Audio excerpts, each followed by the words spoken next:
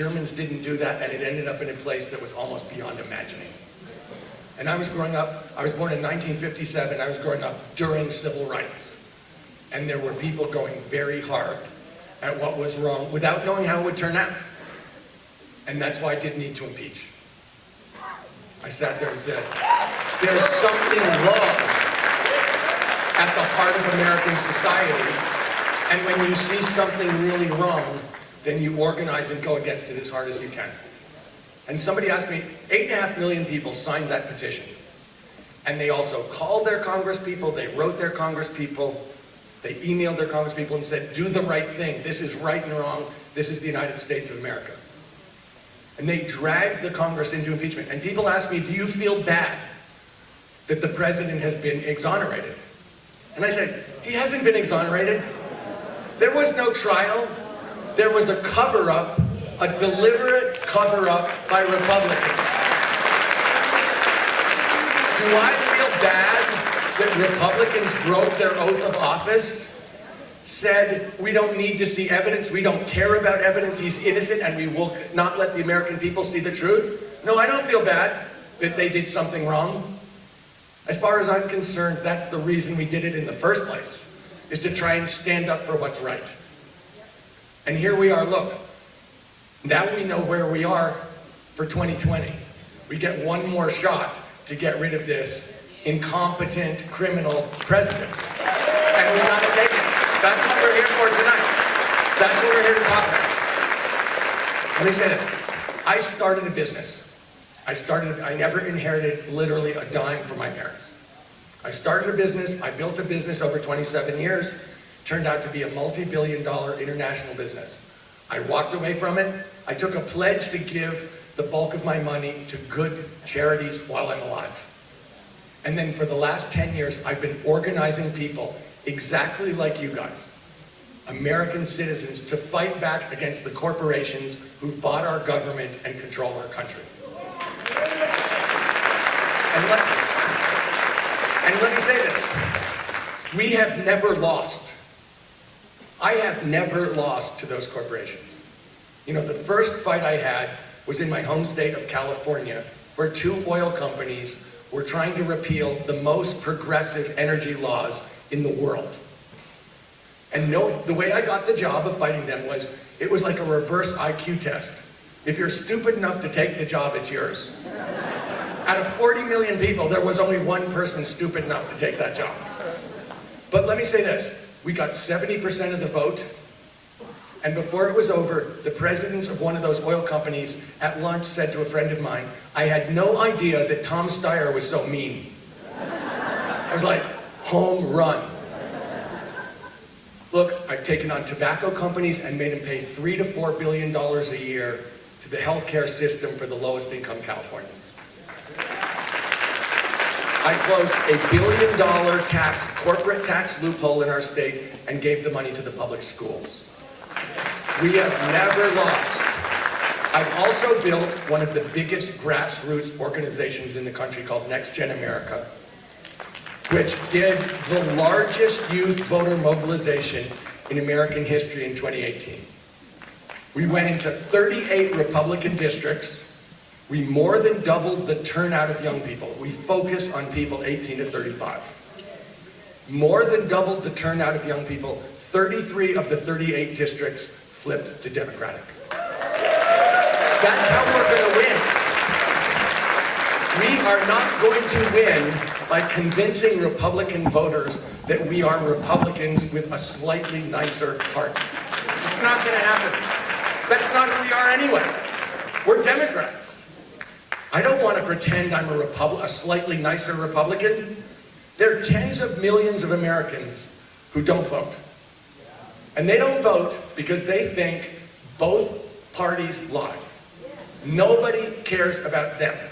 The system is broken. Why would I vote? They tend to be young. They tend to be black people. They tend to be Latinos. And they're all Democrats. We don't have to convince them about what's right and wrong. They know what's right and wrong just the way we do. We have to convince them that their vote really matters. And when they show up, we're going to win everything. That was 2018. And let me say this, this is why South Carolina matters so much in 2020. Because if we're gonna beat Donald Trump and beat his whole gang, then we have to show up. And that means all of us. And whoever is gonna be the Democratic nominee has to be able to talk to the glorious diversity that is America, and that is South Carolina, and that is the Democratic Party. If we don't have that, we are not going to win. You know the old saying, we must all hang together, or we will surely all hang separately? Yeah. So we're going to have a candidate who can get everybody going. And that means we're going to have to talk explicitly about race. We're going to have to talk explicitly about ethnicity. We're going to actually have to talk to people about what's going on in this society and tell the truth and promise we're going to deal with those issues directly on the first day. Got it. We are also going to have to take down Mr. Trump on the economy. You know he's running on the economy. He says it every day. He literally said to a group of Americans in December, he said, you don't like me, and I don't like you, but you all are going to vote for me, because if Democrats get control of this economy, they're going to destroy it in 15 minutes. That's his campaign, you guys. That is literally what he said. Let me explain what I think he really meant. What he really was saying, no kidding, is, I'm a criminal. You guys know I'm a criminal. And I despise 80% of you. And you despise me. If I came to Greenville, South Carolina, you wouldn't let me in the front door of your house, and you wouldn't let me have dinner with your family. But you're going to vote for me because the Democrats are a bunch of socialists who don't know anything about job creation, growth, and prosperity. You hate me, and you're going to vote for me. And here's the truth. He's a big liar about that as he is about everything else. He stinks on the economy for the American people. And we got to make that case. Look, I really did build a business. That business could never have succeeded if I didn't understand growth, job creation, and prosperity. So when he says the country's growing, I can legitimately say to him, it is, and all of the money is going to your friends at the Mar-a-Lago Country Club. When he says unemployment is low, which it is, I can say it is low. And you can't live on the jobs that this economy creates. $7.25 minimum wage is an insult to working people. It doesn't work for working people. And when he says, he loves to talk about the stock market. When he says the stock market is up, it is up. It's up in large part because he gave the biggest tax break in history to rich people and the corporations that trade on the stock market. But you know something? The stock market is a really big deal at the Mar-a-Lago Country Club. But it's not a really big deal for most Americans because most Americans don't own stocks. So really what we have is an economy that works for his friends at Mar-a-Lago and rich people, and doesn't work and hasn't worked for 40 years for working Americans. There's been a war against working Americans by the Republican Party for 40 years, and they have been winning that war. And this election is in large part about turning that around and standing up for working Americans against the corporations that have been crushing us for 40 years. So when you look at what we're fighting for, affordable health care, that is a right. A constitutional right for every American in the 21st century. That's not a conversation. Look, these people despise education. They view education as an expense for corporations. Education is an investment in the future of American prosperity. It's also an investment in the future of American justice. You can't have a just society unless everybody gets a chance to get ahead, and that means investing in low-income communities, black communities, brown communities, to make sure those kids specifically get a chance to get ahead, and you get them so so that they get a chance to move up for mobility and justice in our society. That's education. Trump will never get that. And in America, people have a right to breathe air without getting sick and drink water without getting sick and dying. And they think that poison is just the cost of doing business, and Americans should just get over the idea that they have a right to clean air and clean water. That's ridiculous. If you think about it from a justice standpoint, someone honestly wants to make money by poisoning your family and yourself, and they think they can get away with it, and they've been getting away with it.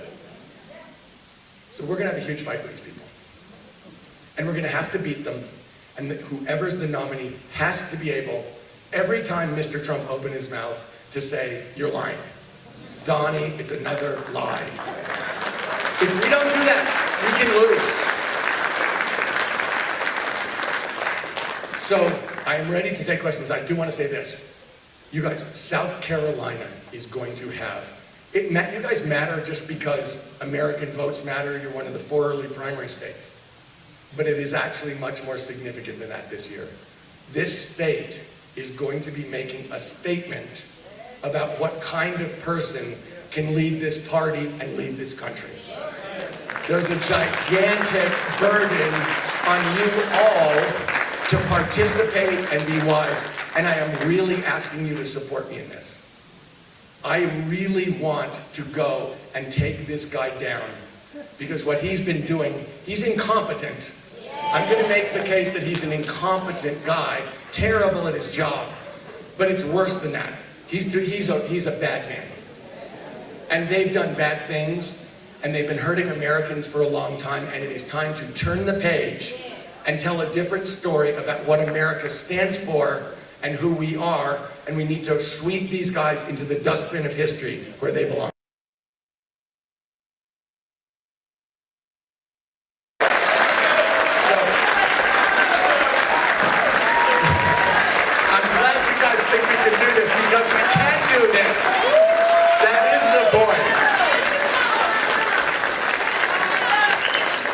So, I see a question right there in the front row. We have some mic runners, and what would ask you to do right there? How about this? Yeah. And please say your name so everyone will know who's asking the question. Hi, my name is Amelia, and the question I'm going to ask sounds like a joke, but it is very not.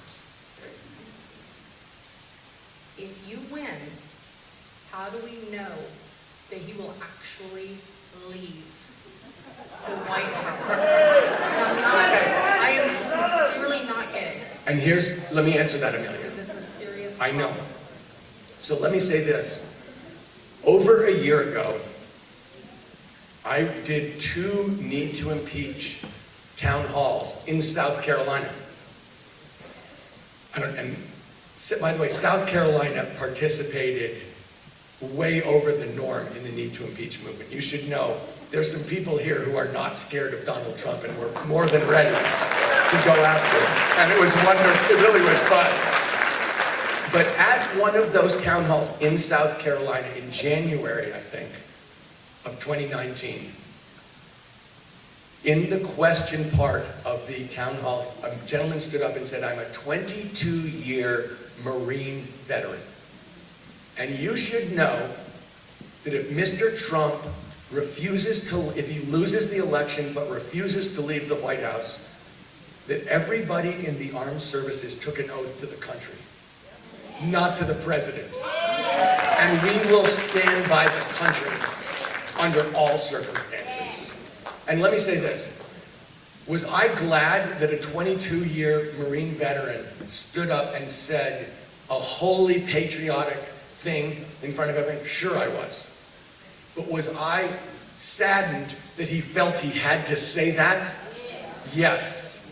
And that's a statement about where we are politically, that we have a president who we think would not obey the will of the American people, who would try and break the law because he's scared about what will happen to him after he leaves the White House.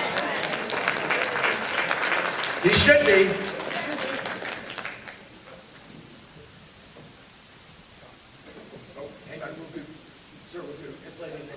Go ahead. I wanted to talk about that actual number of unemployment. So when we say that it's less than 4%, the reality is that in the workforce, many have already left. And if they are on unemployment, that is the number that they're using to base that on. So when someone is not eligible for benefits, or someone loses benefits, or their benefits run out, they don't count anymore. So that number is not a true number. So when I look at this and we look at the economy, there's deep poverty today. There are many that are not working, and if they are, they're lucky if they can get a job at McDonald's. So I'm asking, what are we going to do, first of all, to make that a real number? And secondly, how are we going to get people back to work in real jobs with real income?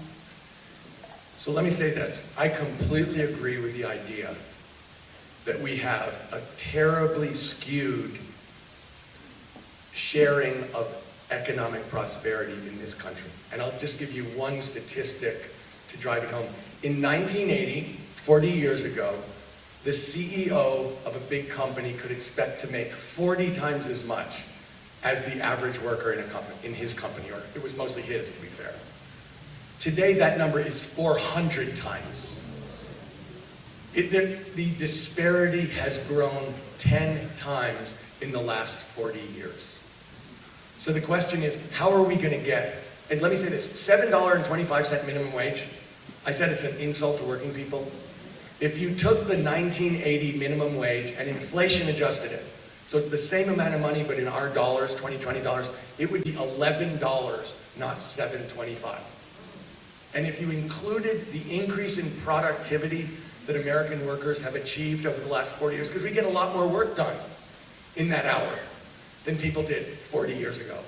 And you split it the way it's traditionally split between employers and working people, the minimum wage would be 22 bucks.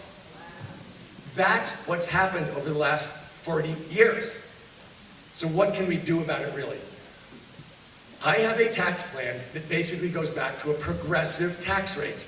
Richer people pay higher percentage of their income. Right now it's the other way. Rich people pay a lower percentage of their income than working people. I'd have a wealth tax, I'd take away the tax giveaways to rich people and corporations, and I would treat investment income the way I treat earned income. Why should I pay a lower rate on investment than someone who goes to work at 8 o'clock in the morning and works? And then I would give a 10% tax cut to every American who makes less than 250,000 bucks.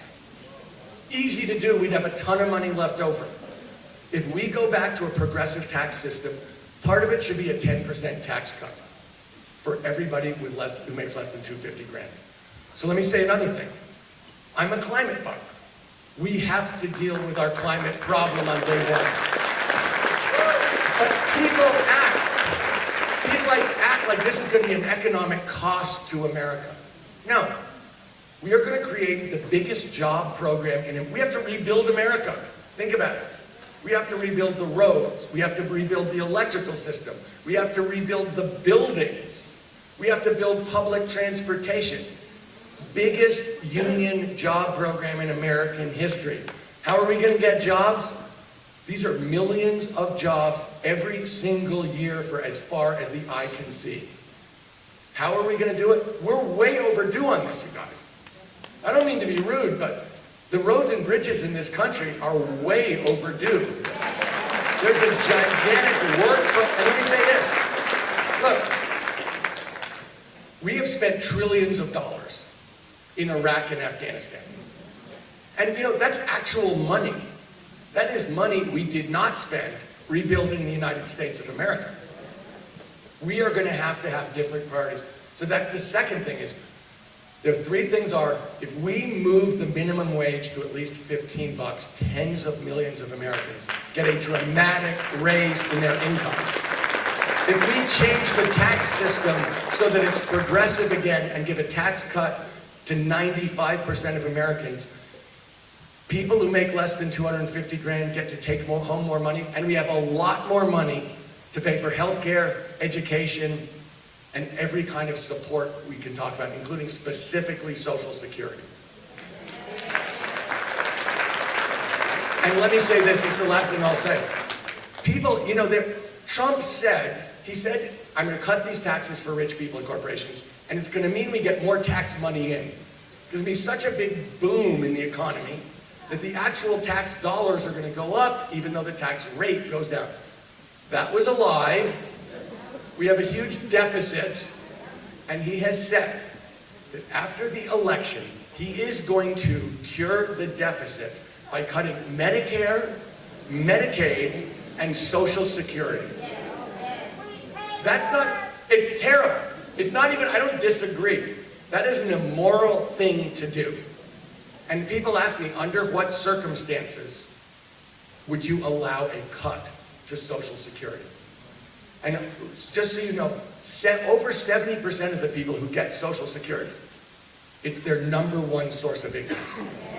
And for over 40%, it's their only source of income. So here's my answer. I would allow Social Security to be cut over my dead body. That is the most ridiculous, wrong thing I have ever heard in my life.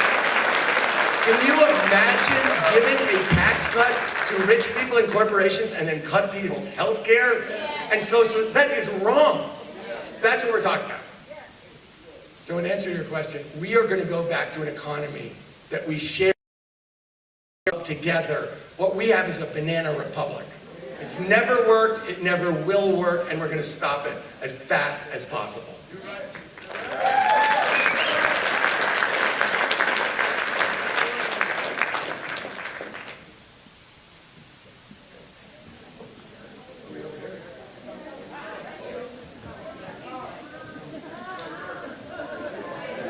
Oh, you're right. Let's do it. We said we did this one. Do you have a... I'm sorry, sir. No, don't be sorry. Just go for it. I agree with everything you said.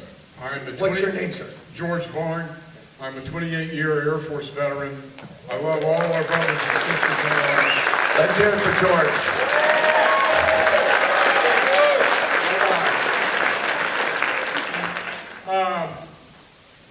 I'm not sure how many questions you get about the military, but while I agree with everything you said, I think we need to be able to do it all. And absolutely, Trump has got to be the most dishonorable commander-in-chief. I hesitate to even use that commander-in-chief phrase for him. But we have to still be engaged in the world with all of our instruments and power, the last resort of which is the military. My question to you, sir, is where do you stand on funding the military? Now, I'm not talking about veterans like me, VA, et cetera, or even necessarily personnel. I'm talking about strategy, modernization, et cetera. So, George, let me say this. I don't want to not talk about veterans, the VA, and et cetera, because to me, if someone has risked everything for this country, we have to be all in for that person. Not a minor point. And I believe we've been reckless with the lives of military personnel. I think there's been a sense that if people come home in one piece physically, they're fine, and we all know that's not true. And that there hasn't been the kind of support that's necessary, and a lot of people have come home and are suffering really dramatically. And it's been true for, one of my best friends is a Viet vet who was diagnosed with PTSD at the age of 65. So people have been suffering for a long time, and we have a responsibility to deal with that and to spend the money on mental health and care so that those people are taken care of. But let's talk for a second about, obviously, the first job of the president is to care for the safety of the American people. #1 job. You cannot miss it. You cannot compromise on it. It's absolutely critical. But when I think about how we're safest, I honestly believe that Mr. Trump's way of going about it is completely wrong. Because my experience of when we've been safest is when we've stood up for what's right, along with our traditional freedom and democracy-loving allies. And so, we have allies around the world who have stood with us and who we've stood by for generations. And America is a value-driven country. Freedom, justice, equality around the world. That's what we stand for, and we have done that. You know, our NATO allies, that is a serious bond around the world for what we stand for. And the idea that we would go to America first, you know, no allies, no values, you can't trust us, if we can take advantage of you, we will, that is not us. I mean, think about what we've stood for in the Second World War, in the Marshall Plan, what President Obama did, putting together a coalition to push the Iranian regime to give up their nuclear ambition, to make us all safer, but also to show what America stands for. I believe we have to fund our military. We have to be safe. But it's a last resort. And I think if you look at the last 20 years, I think we've been reckless with the lives of our service people. And we've jumped into wars that have not worked. And we've jumped in on false pretenses. And then we've stayed when we know it's not working. And that means we're sacrificing the lives of our service people. We're sacrificing the lives of people in those countries.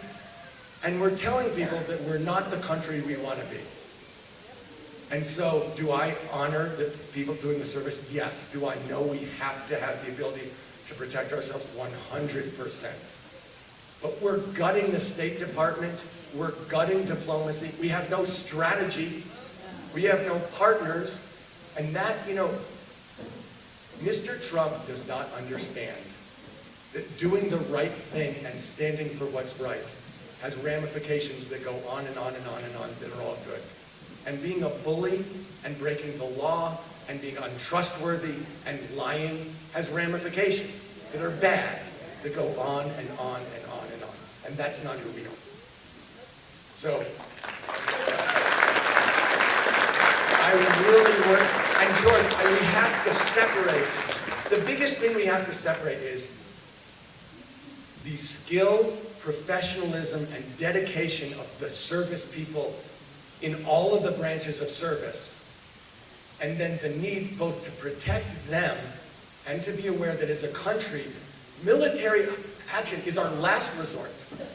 The very last thing we should go to after we've done everything we can to work through diplomacy, our allies, building cooperative things. We should not be the trigger-happy policemen of the world, ever.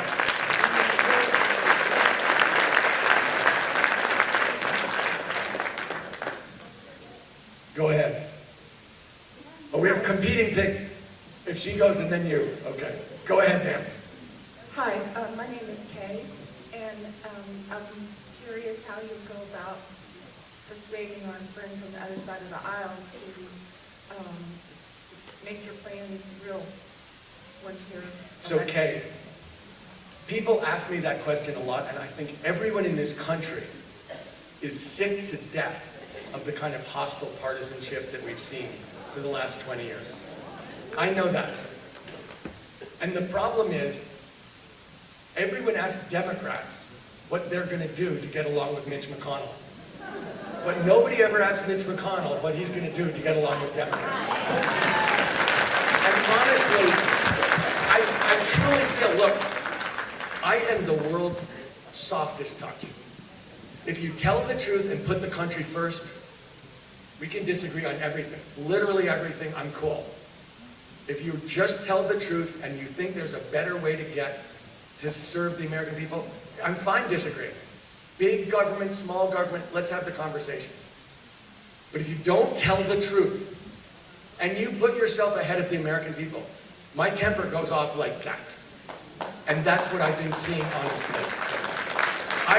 We really have a party that literally just said, we don't care about the evidence, he's innocent, and we're going to cover up the evidence so no one else can find it either.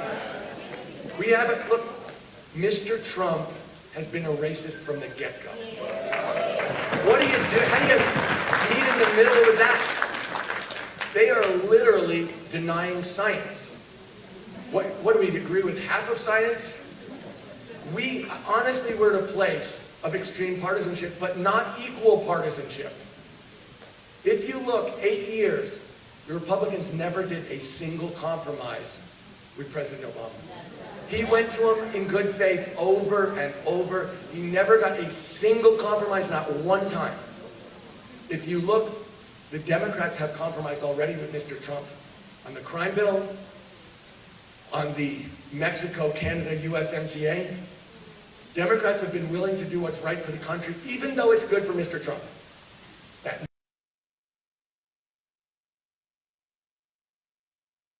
prevented him from appointing judges to the federal bench. He prevented us from making a Supreme Court judge appointment. There's something wrong here. So that's why I keep saying, I'm not a meet-in-the-middle guy. I am a tens of millions of Americans need to show up who haven't shown up before. And we have to be telling the truth. And we have to say, that, look, we're doing this or dying trying because there's something wrong here and we all need to show up because there is no meeting in the middle with these guys. And everyone wants to believe there is. But look, honestly, Kay, it is really, we're at a pretty pass when we have a party that has gone to where they've gone. And so from my standpoint, you can look, they go into rooms and conspire how to take away voting rights from African Americans. Where do you meet in the middle of that? That is really wrong. No. And so we're going to have to actually win. That's the one thing these guys will understand is winning. And so I look at 2020 as we have to tell the truth, organize like heck at the grassroots, show up, and win in places that they don't even think we're going to be competitive. That's actually the way we're going to get along.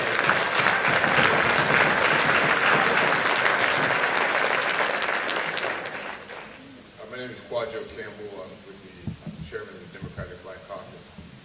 Economic development, you called for heavy investment in job training in certain communities. How are you going to make sure that communities that are traditionally marginalized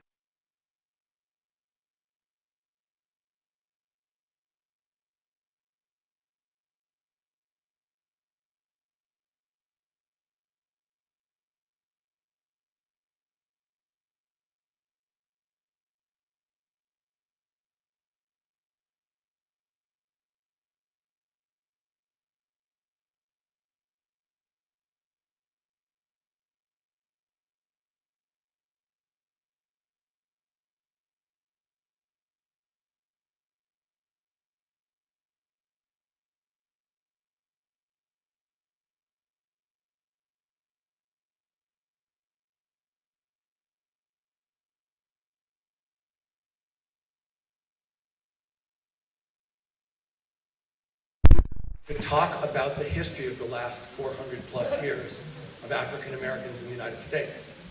Because I believe that policy falls out of narrative, and we have to tell the truth about what's happened over the last 400 plus years so that we can come to the right policy solutions.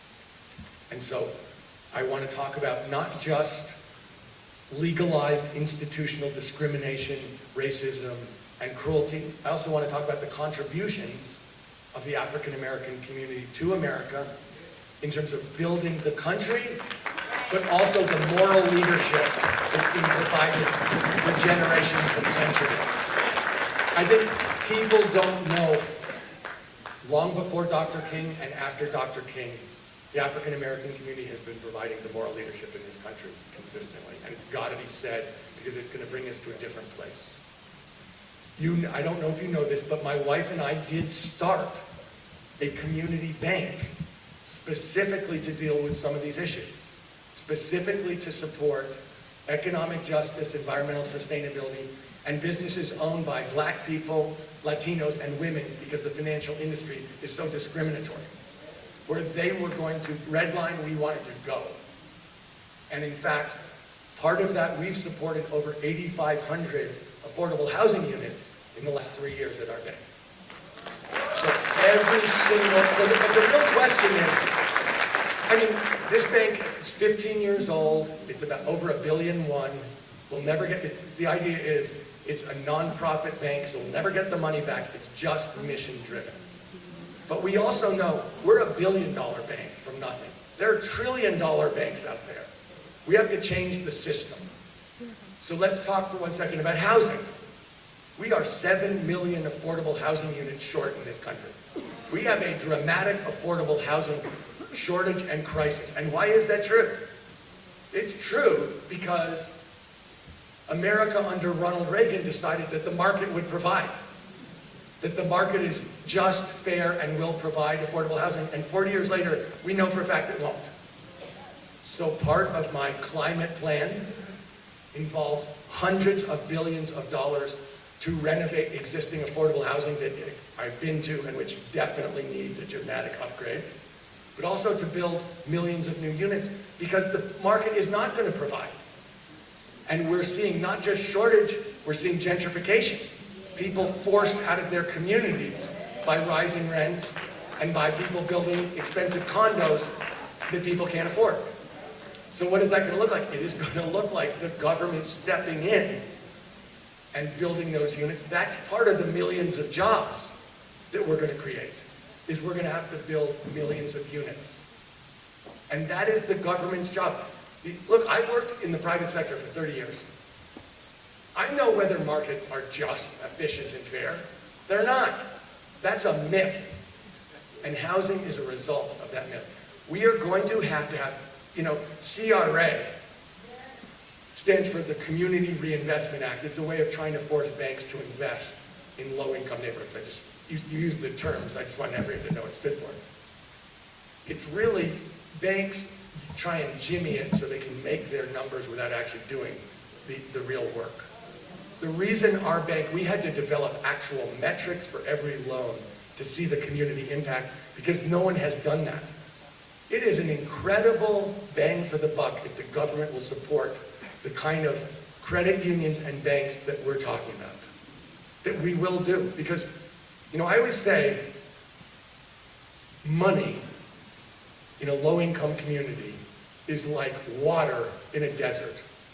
I don't know if you guys have ever worked on a farm, but I have. And if you have a really dry field and you have an irrigation ditch and you let the water just go over that field and you come back the next day, the field's green. It is like magic. And that's what happens in low-income neighborhoods. You need money for people to build businesses. People need, mortgages so they can buy houses and build their family wealth. People need support with financial systems, and there has been discrimination in this for decades and generations. And part of reparations is figuring out how to undo that, because black wealth is much less than white wealth, largely due to extremely straightforward discrimination and prevention from people having success.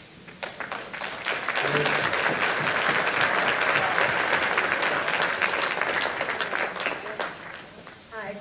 Hey. My name is Sandra. I'm a transplant here from Iowa, and I've been in your South Carolina public schools for 20 years. I want to know, everybody talks about preschool education and getting a much better grade for college students. There's still 12 years of kids in between. Yeah. And I want to know what you can do for those 12 years of kids, especially in the state of South Carolina. I mean, Brown versus the Board of Education passed, and it's been law for how many years now? 65? Sounds good. Yeah, but it has not solved the problem. Yeah. I mean, I taught 20 years in classes that were 94% African American. And the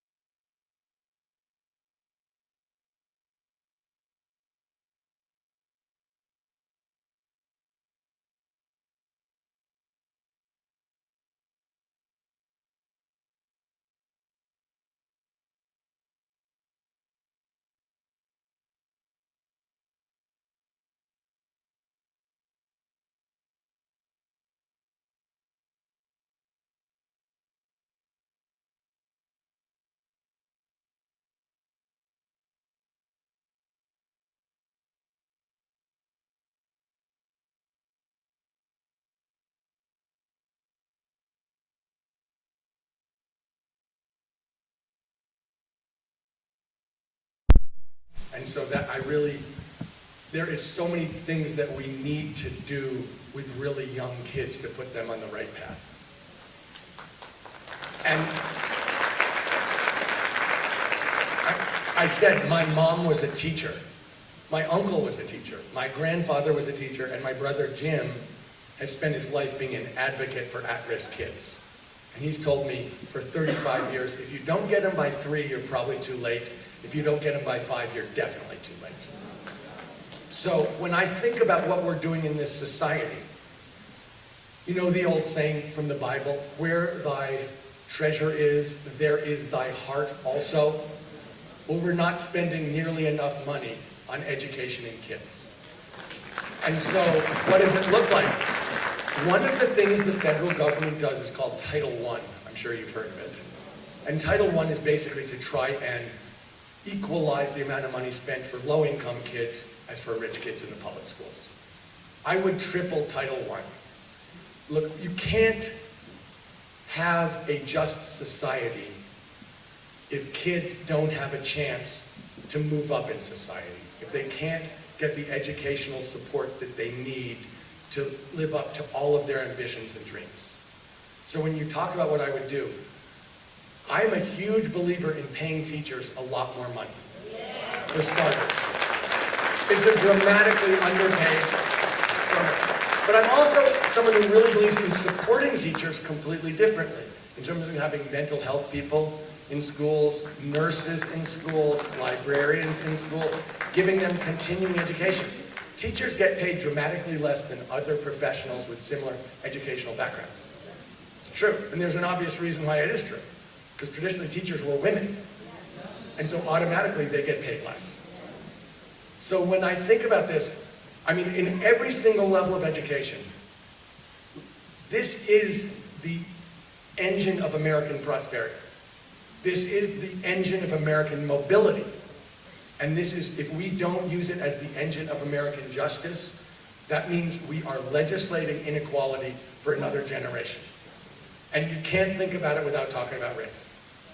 So in all of this, just so you know, George, we spend over $700 million a year on defense. We spend $70 billion a year on education at the federal level. 10x. Trump's budget has increased the defense budget by over $100 billion since he's been there. That's more than we spend on the kids in this school at the federal level, in this country at the federal level. So in answer to your question, I would really, really change our priorities. And do I care about K-12? I care like heck about K-12. Every single level of the educational process is incredibly important. But to be fair, I think that early education and getting kids on that right path is almost infinitely valuable, because when you're on the wrong path, that's life. And it's, you know, having a kid on the right path in 3rd grade is so great for him or her and their family and their community and everybody else in the United States of America.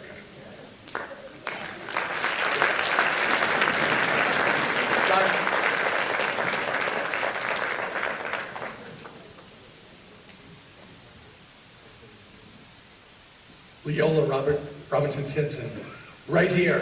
Thank you very much. Thank you for coming. Does everybody know her?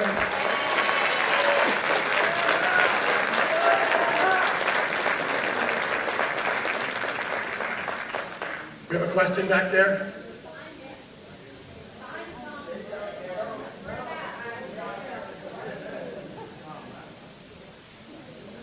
Jonathan wants me to keep down the questions. We'll try. Hi, my name is Lillian, and I'm just wondering, I've been watching your commercials for over 2 years, and believe me, you have my vote. But I'm having to educate all of the people that I know of in Louisiana and Texas who really have not heard a lot from you, and they're hearing a lot from your opposers, but they're saying, well, when are we going to start getting these commercials and everything? So could you shed some light on that? And another thing, too, have you ever thought about going on with maybe Roland Martin or something, who has a huge following? I have been on with Roland Martin. I love Roland Martin. I have. You know, we are starting to move into, we are in the Super Tuesday states. The real goal is to build, have a really good Nevada, have a really good South Carolina, and have people realize, wow, this is how we're going to beat Trump. That this is the coalition that's going to beat Trump, these are the people that are going to beat Trump, and this is the candidate who's going to beat Trump. So it really has got to be, we've got to have momentum coming out of Nevada, huge momentum coming out of South Carolina, and basically be making a statement to everybody on Super Tuesday. Here we come. We are there, we are on the ground, and we are advertising. But that's the plan. So, okay, go ahead. This is the last question. This is the last question. Jonathan Metcalf is tough. Go ahead. No pressure there, huh? The last question. Right. My name is Mike. I don't want this to sound like a silly joke between you and most of Washington.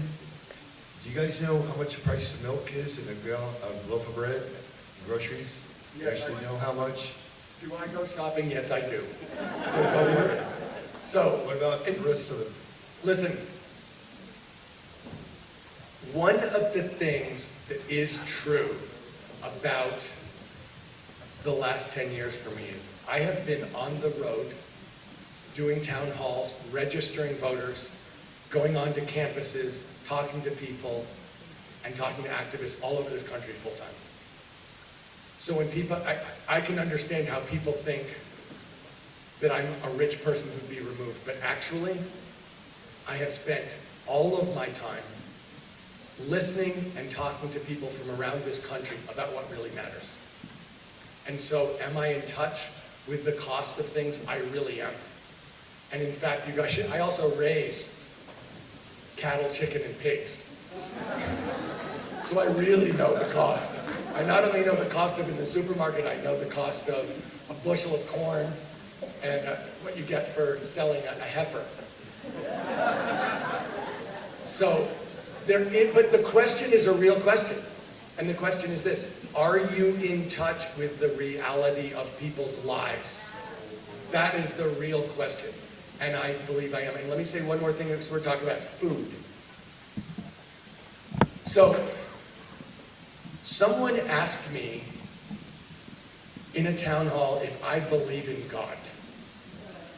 And I do believe in God, and I actually put a cross on my hand in the morning every day to remind myself about doing the right thing no matter what. But my wife and I also started a program in California that's farm to table in the public schools. Because we could see tons of kids, the food they get in school is the food they get. And that they were eating some of the worst food. You know, they were eating a lot of packaged food, they were eating a lot of junk food. It's very bad for their health. It's also very bad for their attention at school. Because as any parent knows, Cheetos and Coke does not prepare you to study in the afternoon. So we started doing it near our farm. We said, we'll take over the public school food system, and we'll do farm to table. You don't have to subsidize it. We can do it for the same price. We are now in schools that serve 300 million meals a year. And I started by saying, do I believe in God? And I said to the person, the closest I've ever been to God is watching an 8-year-old little boy in San Isidro, California, eat a fish taco, farm to table in his public school on a sunny day, a really poor kid with a really big smile. And that is the actual value to me. That program of letting a really poor kid eat really healthy food and enjoy it on a sunny day, that is about as close as we all will ever get to God.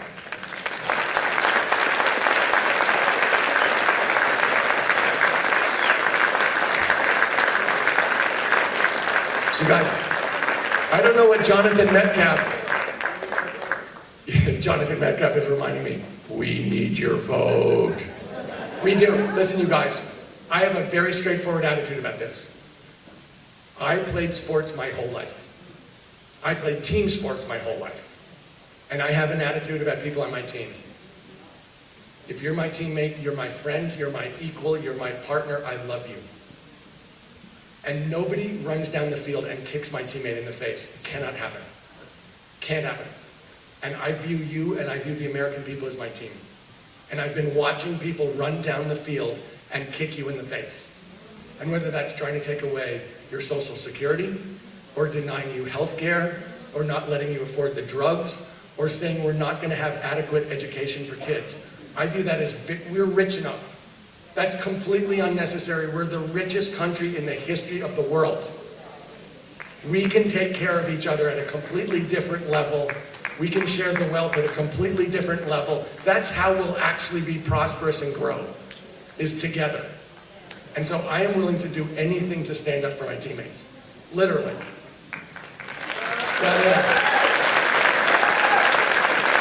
And I'm asking you to stand up for me.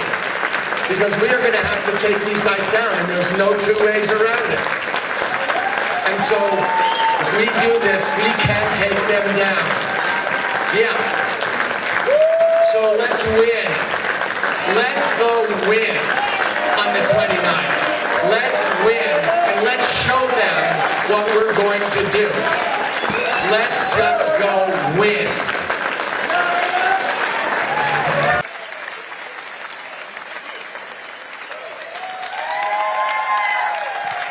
Thank you. Thank you for joining us. Hi there. Thanks so much. Oh, stay out of there. Feedback zone. Thanks for joining us. Thank you again to Jamie. I know I'm biased, but don't we have the nicest, most talented organizers on this campaign?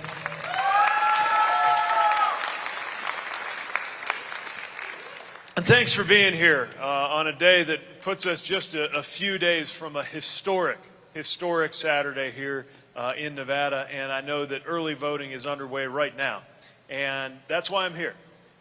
One more time to look you in the eye and ask you for your support for the nomination for president. Now, a lot of people have asked, why would a mayor run for president? You haven't been marinating in Washington for years or decades, and the city that you're from isn't even one of the biggest cities in the country.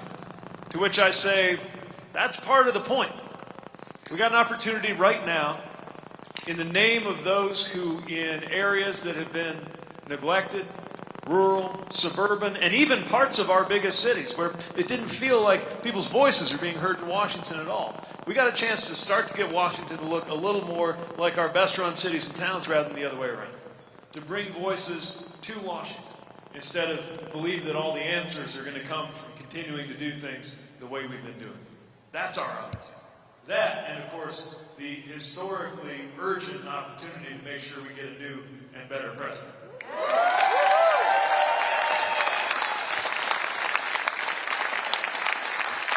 So I'll start off by asking you to form in your own mind a version of the image that I think about every day in this campaign, because it is the image that guides the work that we do. And it's the image of how it's going to be the first time that the sun comes up over Elko and Donald Trump is no longer the president of the United States. Just let that image sink in. I don't even feel like that's a partisan statement anymore to say that we're looking forward to that. I mean, certainly a lot of fellow diehard Democrats can't wait for that day, but I'm meeting a lot of independents who feel the exact same way.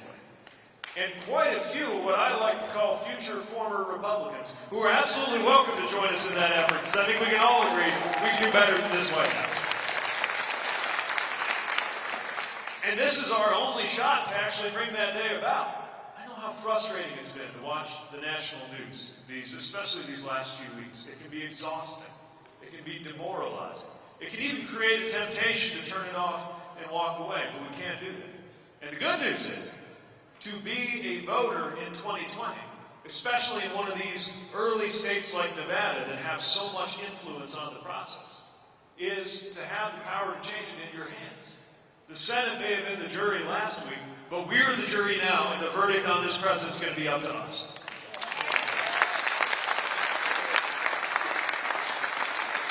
But so much depends on making sure we get this right, making sure we build a strong enough majority Not just to win, but to win big enough that we actually send the shockwaves through to Washington, D.C. that'll be powerful enough even to reunite GOP senators with their own conscience. That's going to take a real force.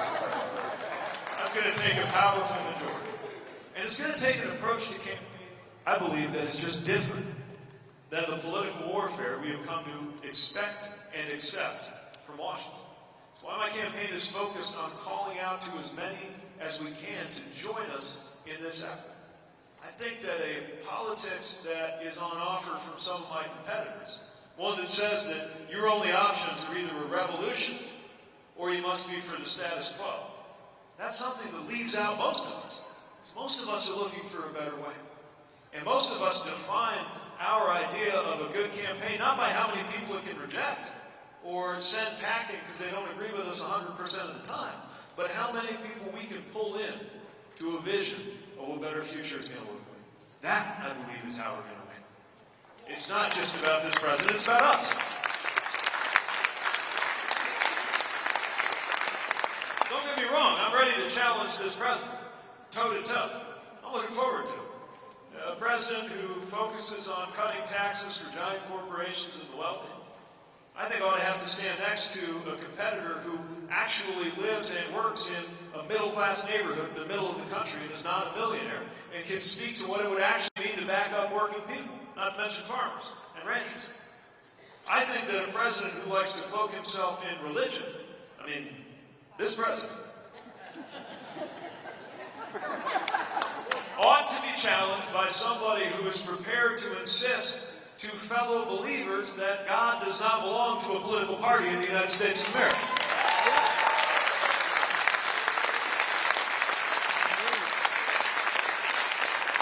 I think a president who likes to throw himself military parades and then tell service members who experience traumatic brain injury that it's no big deal ought to have to stand next to somebody who served in uniform and is prepared to illustrate why there is nothing patriotic about pardoning war criminals and punishing war heroes. Let's have that debate.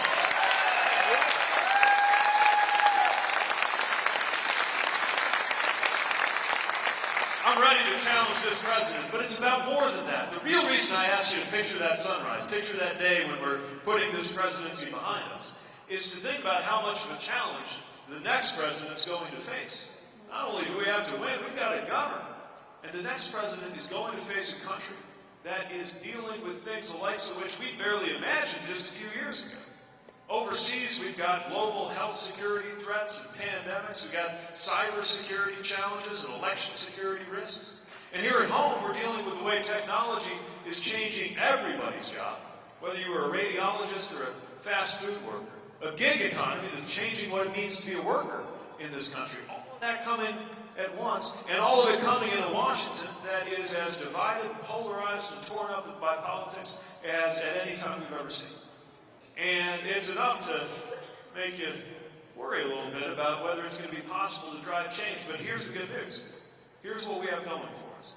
There is a powerful American majority right now that we are putting together that agrees not just on what we're against, that we need a better president, but even more, can agree on what it is we're for. That is for making sure that a giant corporation pays its fair share in taxes, and that one job is enough for working people in the United States of America.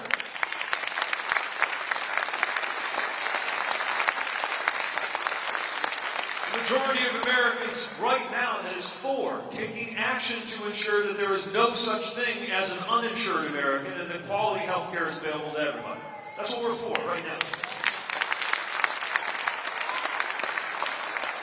An American majority for a vision of patriotism and honoring our troops that goes beyond a bumper sticker and recognizes that part of how you honor our troops is to see to it that we bring an end to endless war and never let them get caught up in a conflict that could have been avoided. The American people are ready for that. American people are ready to act to make this a country where your race has no bearing on your health or your wealth or your life expectancy or your relationship with law enforcement. We've got to act now to make that a reality. We've got to act now to reform a broken immigration system when our communities and our economy require more people in order for our country to keep moving forward, and yet we don't have a system that allows it to work. Not only that, we got people living in the country right now, as American as you or I, because they came here before they were old enough to speak, but who don't have any pathway to citizenship. We got to fix that. And we got to send a message that we welcome the growth of this country. The American majority right now recognizes that addiction and substance use is not a moral failing, it is a medical challenge, and we ought to bring just as much energy and openness to dealing with mental health and addiction challenges as we do any other medical issue.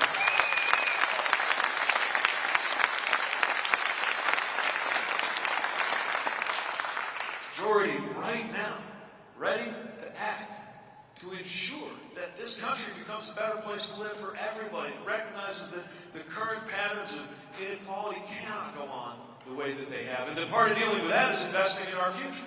The part of how we support the next generation is to support our schools and those who work in them, and back up our educators with a Secretary of Education who actually believes in public education.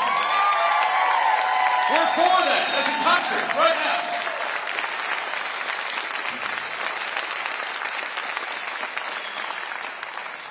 Aside the policies, I also think there's a pretty big majority of the American people who are ready for a president. You can turn on the TV and look at the news and maybe actually feel your blood pressure go down a little bit instead of up to the roof. We're ready to do that. And we've got to take these steps now. This is not something that can wait 10 years or wait 4 years. And part of how I've been reminded of that is in my campaign travels, not only encountering voters telling me what's on their minds, but Americans not yet old enough to vote, who are sharing their experiences. I had an 11-year-old come to an event I was at recently, stick up his hand and ask about prescription drug affordability. First I thought, oh, that's a smart kid.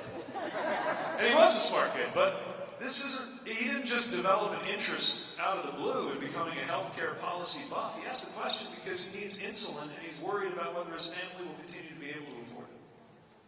I had a 13-year-old come to an event of ours and let me know that she had asked for a bulletproof backpack for Christmas. That's how afraid she is of going to school. She can't wait for us to take action, to demonstrate that we get that the Second Amendment is not an excuse to do nothing whatsoever to protect our children from gun violence. There are common sense steps that we can take right now.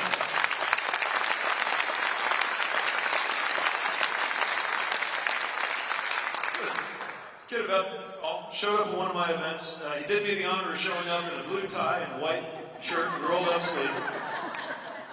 And let me know that he'd been elected mayor of his class, works at his school. And he pointed out very diplomatically that he's expected to be here in the year 2100. And talked about his expectation that then he will be looking back on this moment and whether we took action in 2020 when it was in our hands to do something about climate and ensure that he and his future kids and grandkids could actually thrive. He can't wait. The next generation can't wait for us to act, to lead the world in doing something about climate change before it's too late. This is our chance.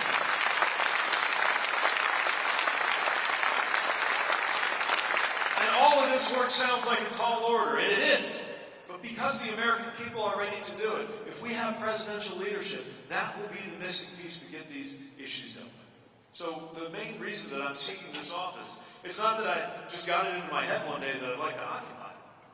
The reason I'm seeking this office and here to ask for your support is that I believe the office has a purpose. The presidency has a purpose. And the purpose of the presidency is not the glorification of the president. It is the unification and the empowerment of the American people to do big things. That's why I'm asking for your support.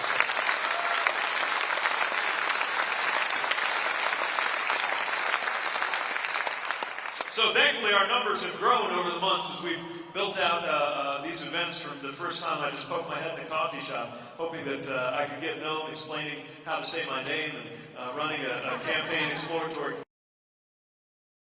More folks now, but never too big of a room to have a conversation. So we've got mic runners. Go ahead and give a wave. If you've got a microphone, they'll bring it to you. They'll hold it and everything. And I will end the monologue, and let's begin a dialogue. I'd love to take up whatever questions or things are on your mind. Go ahead. Deficit. We are 23 trillion in the hole. Deficit. We're 23 trillion in the hole. Donald would tell us the economy is thriving. The economy is only thriving by the amount that we are borrowing.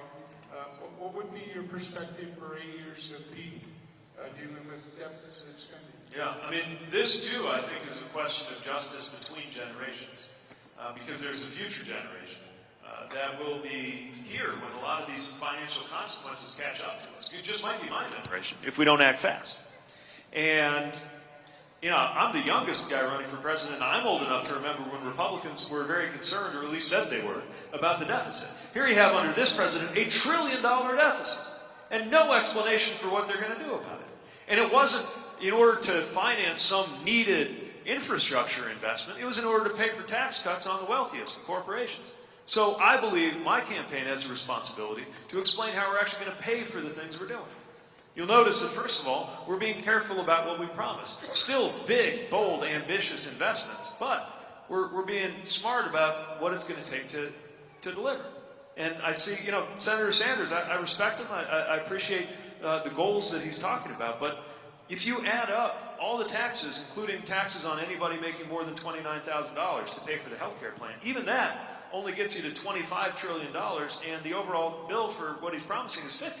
The $25 trillion hole, that's bigger than the entire United States economy. I believe I have a responsibility as a candidate to level with you about what it's going to take to pay for the things I'm saying we ought to do. And they're big. I'm proposing infrastructure investments, climate investments, a big health care plan, taking action on housing, knowing the housing affordability crisis that we face in this country. Big moves. But I'm making sure that we're careful what we promise, and how do we actually pay for it? And we can do it. If we roll back the Trump corporate tax cut, that's the first step. Close some of these loopholes. You know, Amazon, Chevron, these companies made billions of dollars in profits last year, and they paid less in federal income taxes than you and I did. They paid zero. We've got to close those loopholes. We've got to ask the wealthiest to pay their fair share.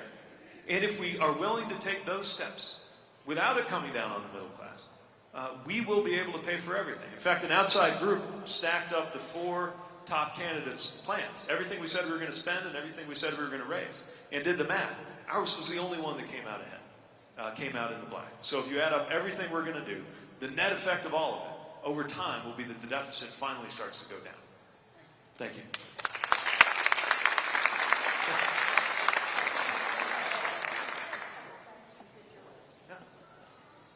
When it's for our seniors, me being one of them, do you feel that Social Security and Medicare are entitlements? So I was at a campaign event not long ago, and a voter stood up and he said something. I don't think this will ever catch on, but I like the way he talked about it. He said he thinks of them not as entitlements, but as paid endowments, because we all paid into them. And, you know, we're not talking about doing anybody a favor. We're talking about something that we paid into every day of our working lives. And so I do think entitlement is the wrong word to use to describe this. I would use the word promise. And this is about keeping a promise, which is why we will protect Social Security and Medicare. Yeah. Bonus question. Sorry, I'm not coming closer to you. I'm just trying to stay out of the feedback. The GS schedule has not been changed for many years.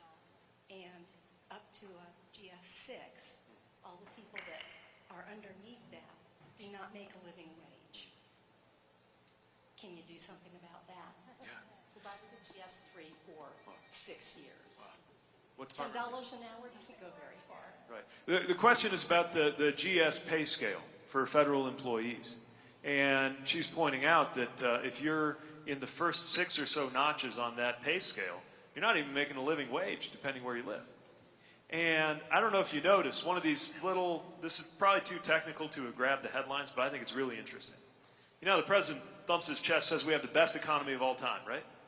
Well, they actually filed something saying that we were in a time of economic hardship for the purposes of restricting cost of living increase on the salaries of federal workers. I'm hearing some nodding, like some of you caught this.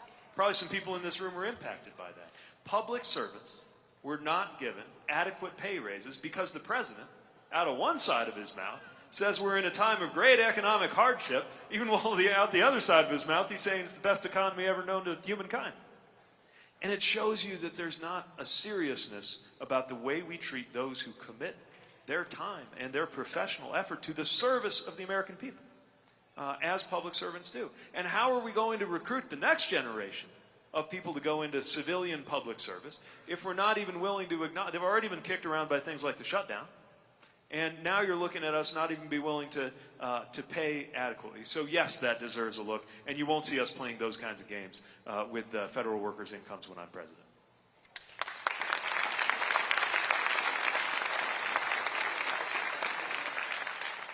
Yes.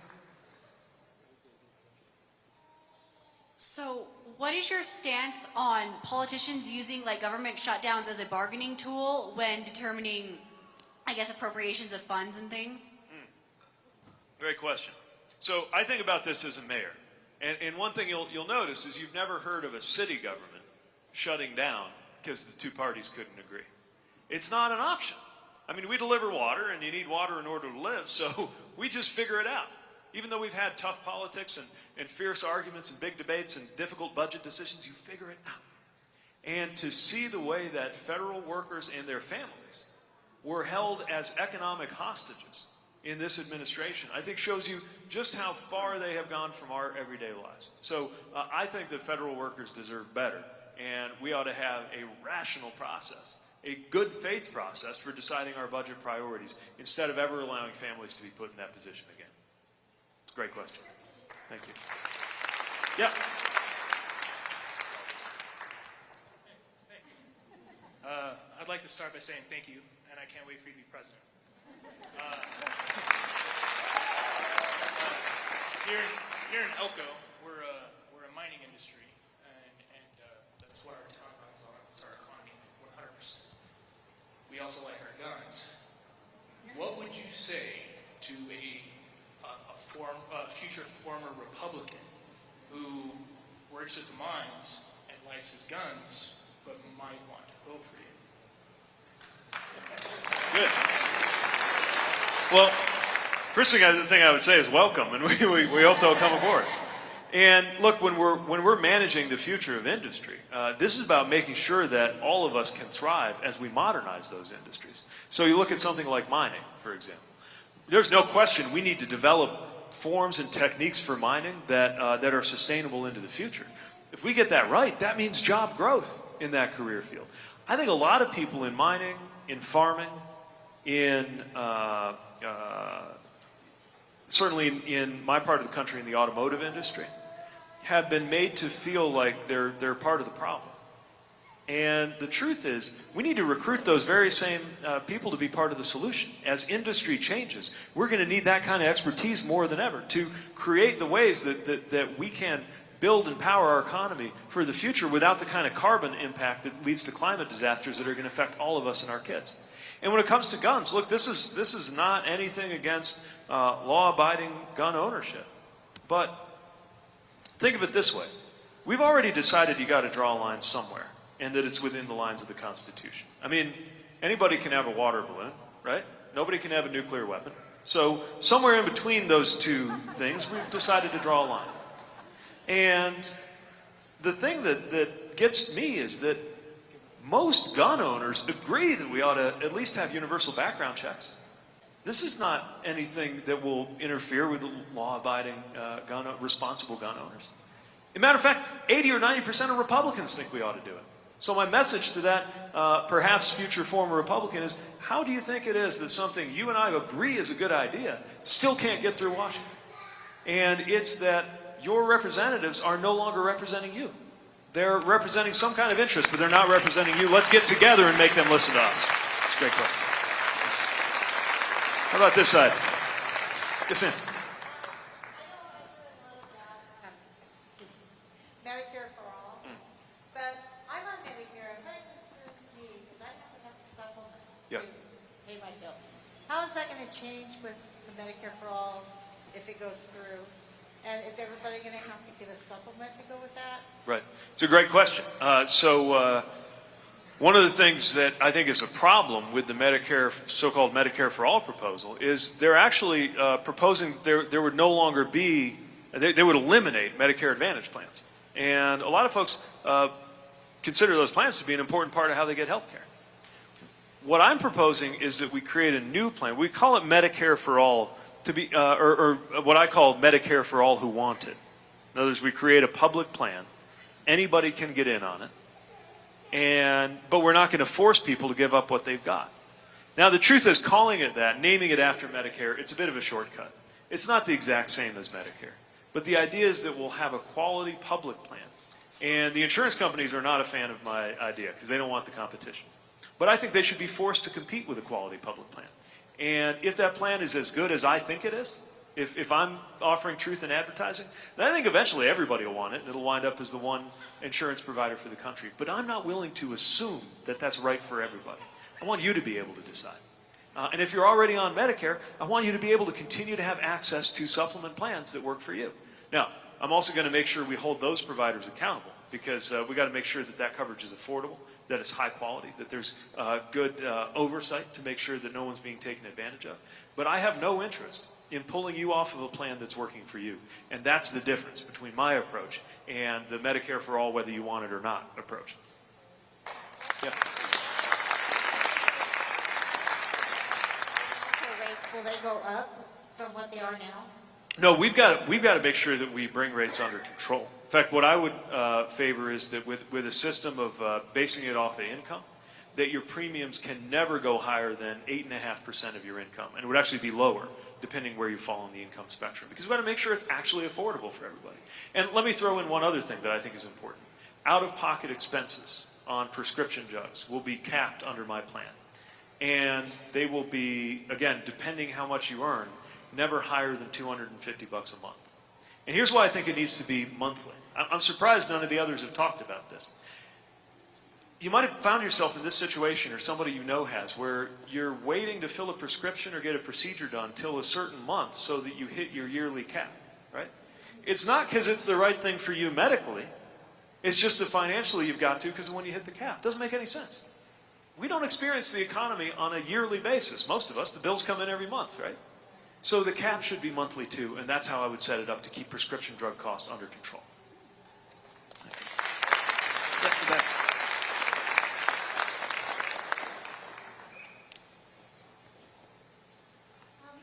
As wages have stayed stagnant and cost of living has risen, it's made it harder and harder for stay-at-home parents to stay at home and be parents.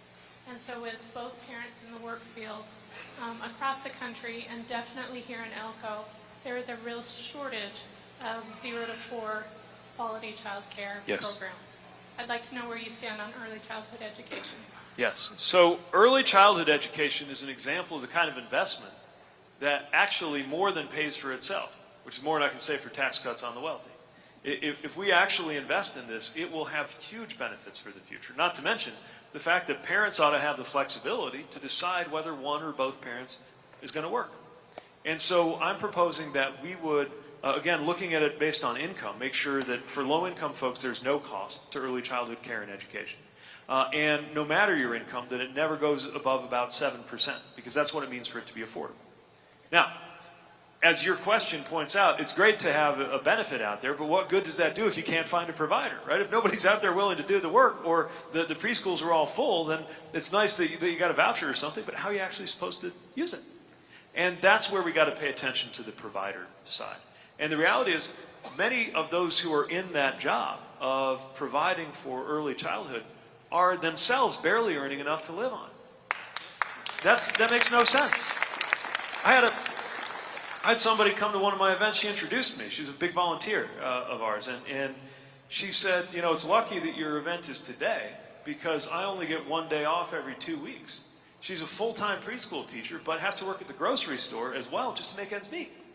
So we have got to raise the compensation. And that's part of what federal funding can help us do with a system of supports and subsidies. so that it's a career field that pays, that has a future, that more people will go into so that that care is actually available. Let me mention one other thing, it just comes to mind when we talk about the way folks sometimes do choose or sometimes are compelled to stay at home taking care of others.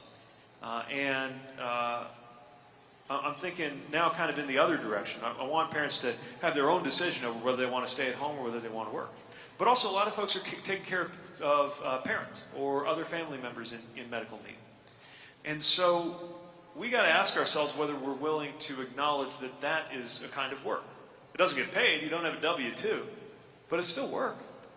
And so one of the changes I would make to Social Security, in addition to protecting it and making sure it's fully funded, is expanding the definition of work so that every year that somebody spends as a family caregiver, as far as Social Security is concerned, that counts as a year of work, because it is work, and we ought to honor it as such.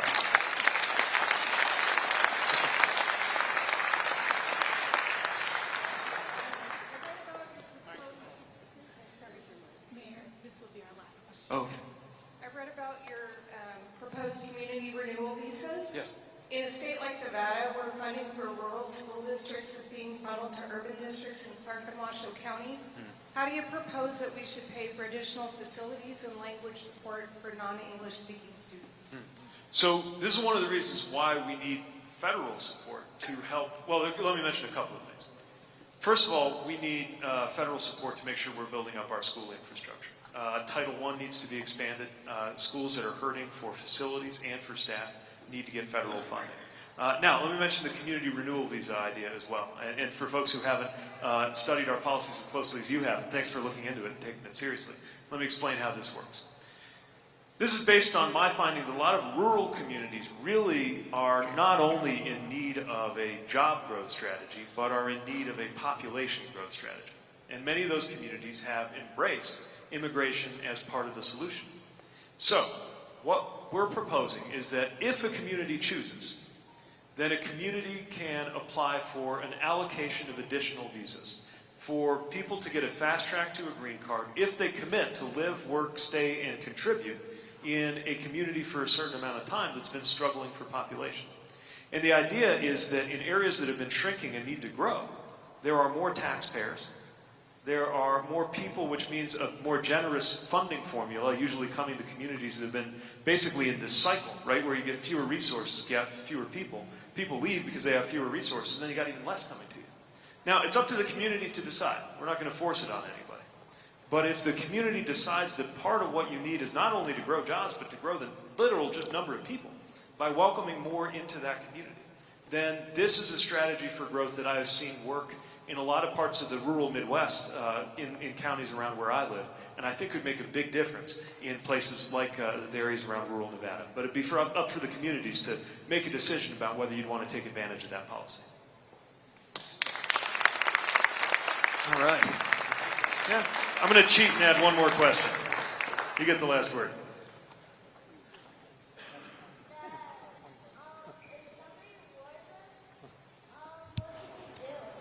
You understand there's an attack on our country.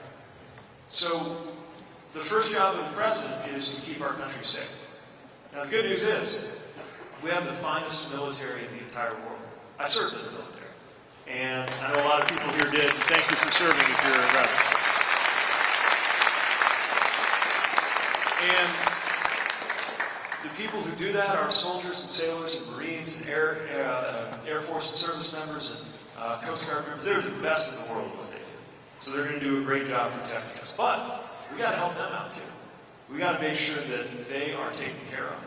That we take care of their families if they have to go and serve in a war, as I did once. And we got to make sure that we never let a war happen if we can stop it. That's the best thing we can do to keep our service members safe. So we're going to work to make sure that we prevent preventable wars. And if we have no choice, then we will make sure that we have the best trained, best equipped forces in the entire world to make sure that you're kept safe. Sound like a plan? All right.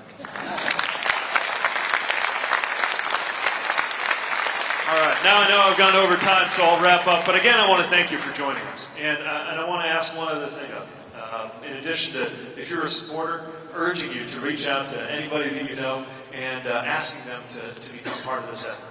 And if you're here because you were making up your mind, here to ask for your support one more time. But also to ask you to call out to those you know who might have given into that temptation to switch it off and walk away because it's so frustrating following the news. And remember that this is our chance to do something different. In other words, what I'm asking you to do is spread whatever sense of hope propelled you into this room. I would argue that you wouldn't be here if there weren't some measure of hope that got you thinking that it matters who gets their hands on the pulleys and levers of American government and what their values are. That our lives might go better every day if we have better decisions in those big white buildings in Washington, D.C. That's what I'm doing here. That's what propels me into this race. That's why they call, you notice on the news they took the word hopeful and they turned it into a noun. Like I'm a 2020 hopeful. That's what I'm doing here. I think that's very fitting because I think running for office is an act of hope. And so is volunteering, and so is showing up to have a conversation with somebody running for office, and so is voting itself, and so is caucusing. So what I'm asking of you is to spread whatever sense of hope made you think it was worth it to spend this time right here together today. And to share that with anybody you know who will be more convinced by a word from you than they will be by an ad from me about the value of getting involved. And if I can look to you to do that, I am convinced that we can make history here in Nevada on Saturday, and that we will go on in November, not only to win the election, but to win so big that we can begin to have a better era. And as crazy as it sounds, look back on the year 2020 and actually feel a measure of pride in what we did in our politics. That's what I think we have an opportunity to do with your help, and I hope that I can look to you for help in making that happen. Thank you for joining us. Thank you for caring. Thank you for your support. Appreciate it. Thank you. Thank you. Thank you so much. Thank you.